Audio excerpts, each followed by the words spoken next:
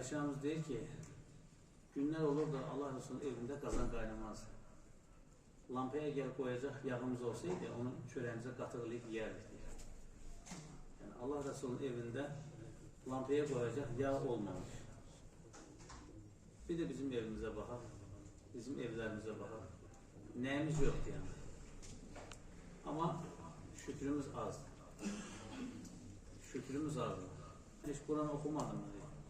Allah Kur'an'da buyuruyor ki, şükürlen kullarım azdır.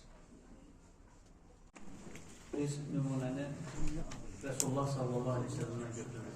İster aile hayatında, ister iş hayatında, ister komşu hayatında. Her mevzuda bizim güzel örneğimiz, üsve-i hasene dediğimiz Resulullah sallallahu aleyhi ve sellem. Allah Resulü aleyhisselatü vesselam Efendimiz ev işlerinde hanımlarına kömək ederdi. Hadisi Ayşe anamız rivayet ediyor. Bir ay ışığında bize bir kurban payı gelmişti. Ay ışığında biz neyledik? Resulullah Aleyhisselatü Vesselam tuttuğu mən mi kəsdim? Yoksa mən tuttum Resulullah Aleyhisselam mı kəsdi? Əti sümüyünden ayırdık.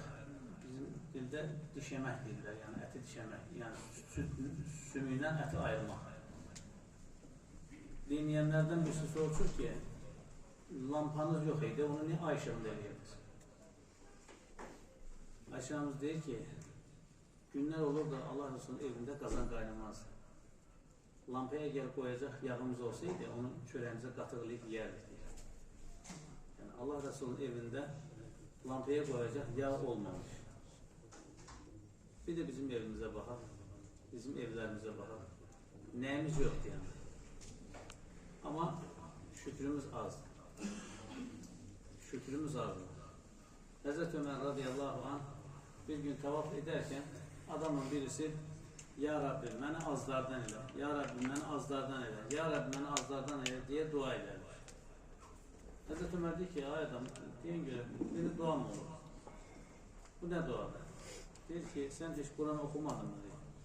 Allah Kur'an'da buyuruyor ki şükürlen kullarım azdır.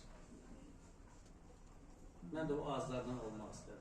Hazreti Ömer diyor ki herkes alim, Ömerse cahildir. Yani herkes Ömer'den ağıllı değil. Yani, ya Rabbi beni o azlardan öyle değil. Yani şükürleyen azlardan. Allah bizi o azlardan eylesin. Şükürleyenlerden eylesin.